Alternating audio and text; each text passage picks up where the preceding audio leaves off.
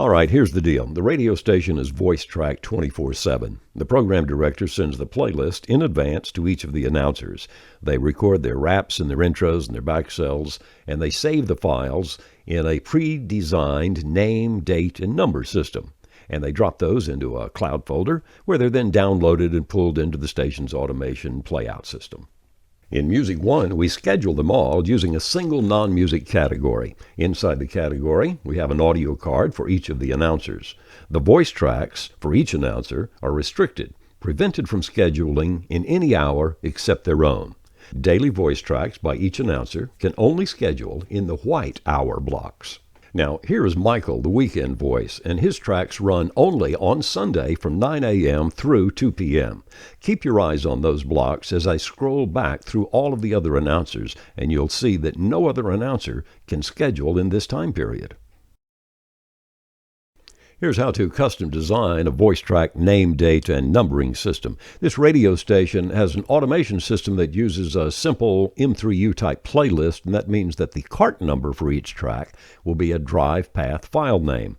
All of the audio tracks are dropped into a single folder named VT Breaks. That's on the D drive, folder name, / followed by the name of the announcer, and the next field will be 2 digits for the month and 2 digits for the day, then a dash, and then how many tracks in the day. And we'll select pound because there's not going to be more than 99 a day. And each audio file will then have an MP3 extension. Here's how it comes out in the playlist that goes to the automation system. Bill opens the day. Here's track number 1 for December the 17th, track number 2 and 3, 4, and 5.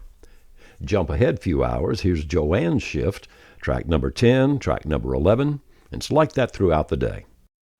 Each announcer gets a PDF playlist file for their announcers. You can custom design the look of this thing, by the way, and so you can see where the voice tracks are going to go. And if Bill wants to introduce the Bruce Springsteen song, that's where he's going to do it. Formatting this couldn't be simpler. You've got one category, you've got all of your voice track cards in that one category. They're all restricted, and you put that one category on the format clocks.